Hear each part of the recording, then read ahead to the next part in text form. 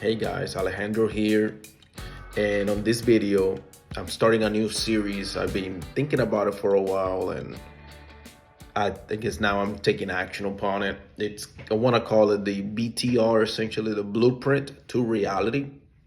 And what I want to do is that take some of the previous projects that I had completed in the past, find the blueprint or the set of prints which I've worked on, and then try to work down a couple of the details to show you with the examples what it looks like in real life. So essentially, something that starts as a concept on a plans and break it down little by little and see how it turned into reality, because lots of these things are not clear 100%. And what I'm going to start now today, it's a project which we did at the Bath and Body Works in Dadeland Mall. That's down south in Miami. The scope of work was rather simple. However, it was not 100% clear because the store was not a complete revamp. It was just a simple um, what they call it. They call it a refresh, I believe they called it. Let me see if I see it here. So I have the iPad on the right side, and what I'm going to do is that I'm going to clip, screen recording it, and then I put it on the video, and you guys will be able to see it. So this is a Bath and Body Works. I think they call it a refresh. I don't see it right now here, but essentially a refresh. What temporary space and fixtures only.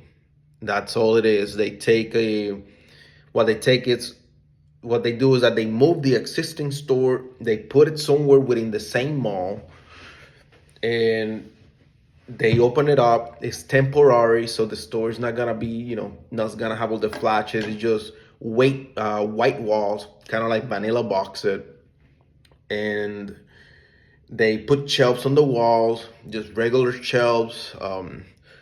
And you reuse some of the existing furniture and you relocate it into the space. And when you set that temporary store running, then the construction company goes into the previous space where the store was, and they rebuild it brand new with all the brand new finishes, all the brand new fixtures.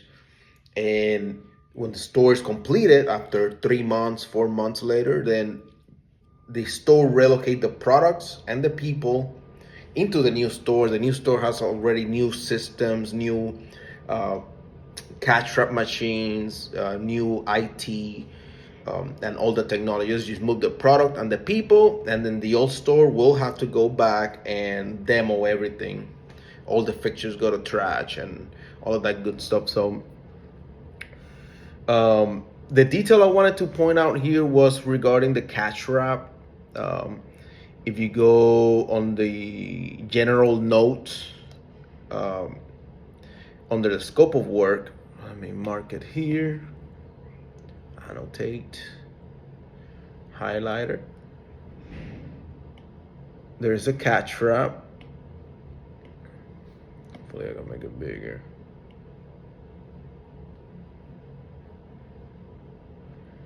So the catch wrap, we did had to move it, and that was an interesting part of the project, um,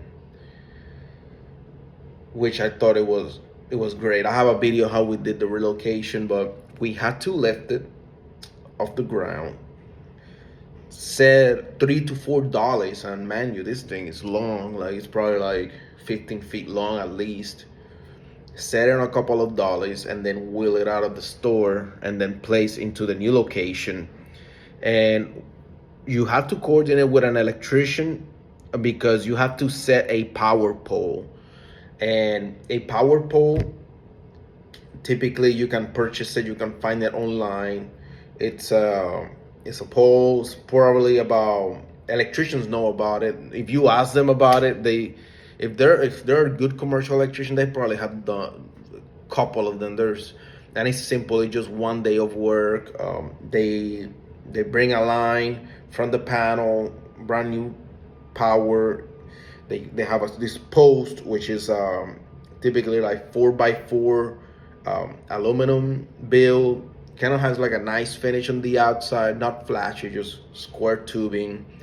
And it goes from the ceiling. They attach it to the top of the ceiling and they anchor it to the bottom, and that's where they drop in power and all the LAN cables or Ethernet cables for the computers and all that good stuff. They'll just fish it down through and they put it through the cabinet, and they just provide temporary power. Again, this is only for 3 months. People rather they don't even pay attention when they go to the stores. It You might have seen it. I hope I have pictures and I can put it up.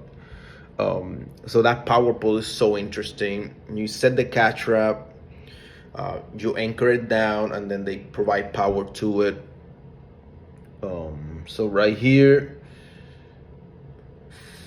yep, under floor fixtures and catch wrap, number 7, GC to relocate existing catch wrap and back wrap from old BBW Bath and Body Works location. GC to provide power and data for 4 existing relocated register from old BBW location. I think they misspelled form or from. And that's essentially it. You provide uh, that pipe, the power pole, and then you provide LAN cable to it. Typically, with stores like this, when you do this type of remodels, the company that coordinated all of these stores, they have a IT company already booked for it. So all you have to do is provide your electrician and provide the power to it, and then the IT company will go and pull from the data rack on the back of the store. They'll pull in all the data cords, and they'll connect the machines. They'll run all of that for you. You don't have to take um, you don't have to do any of that. For the most part, you take care of everything, the paint, you take care of the fixtures, relocation, you just put them back in. Um, Most of the time, also, if you see the plans, you don't see, you see some of the furniture. However, like the people at the store, like the store manager might ask you to remove some of it or add to them. It's just based on the spacing that they have going on. So that's essentially the catch wrap part I wanted to show you guys. If you ever get a project like this, you have to understand what it's gonna take. And in the next couple of videos right here, I'll show you how many people it took and what we had to get it off the ground. Okay, so stay put to that. Here we are moving the catch wrap. Yes, there's like 4 dollies underneath, and one, two, three, 5 guys moving the cash wrap. You got 2 leads on this project, working on it. Lots of coordination. There's 2 stores at the same time, so we're bouncing between the stores. At the moment, I was recording the video, so that makes an extra guy working on it. Uh, to get it off the ground was a difficult part. I don't think I had a tripod to get it on. But yeah, you wheel it out, you just push it all the way down the hallway, and luckily there was no stair, just straight shot it. So okay, so for this part of the video, I wanted to show you the part of the wall standards. These are essentially the shelving where product is placed. It's They have it under the sales area.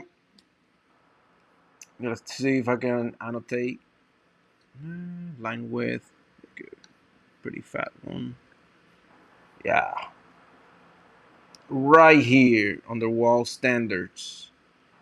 The GC is to install wall standards throughout the sales area as indicated in the floor plans. Um, you'll see the details at the bottom. We'll go to it. And then for that, you need to install furring strips. This is a 1x6 fire rated furring strip attached with 3 number 12 screws. at 3 inches long. So they're pretty big, they're thick, and you have to pre-drill them. It's a very tedious task. Let me tell you, it sounds easy, 3 screws, brr, brr, brr, but in reality, when it comes to it, you gotta pre-drill it. You gotta countersink them too, because you gotta be able to cover them. So let's go down here. This page right here shows you the areas. This is the shelving right here.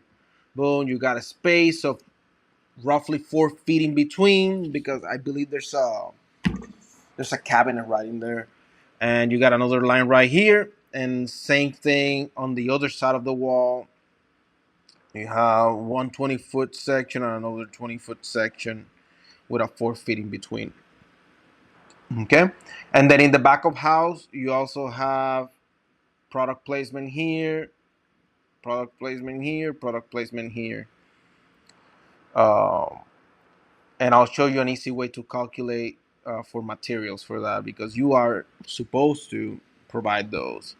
So this tells you right here the spacing between them. There is a 2 feet in between max, and then you need to attach it every 16 inches. So remember the screws that I told you, the 3 per stud. That's 3 per stud times how many boards? There's 1 at the top, 2, 3, 4, 5, 6. So that's 6 boards, right? And you multiply that by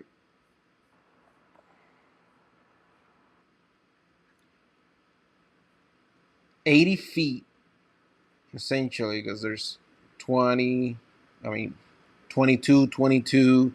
Yeah, just roughly, you calculate all that. So that, and times 6. You gotta do it 6 times, and then you divide it by, I think we started buying them by 10 footers, which works out pretty well, because you just have to do 2 long strips, and that will give you the length of it. And that's how much material you need to purchase for the backing. Let's see if I can pull up the pictures here. And this is what it looks like. So the guys already painted it. Typically it's red. This board's right here.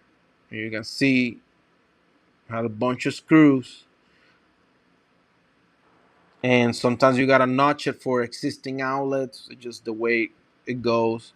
And the guys right now are attaching the standards to it at every 2 feet. All right.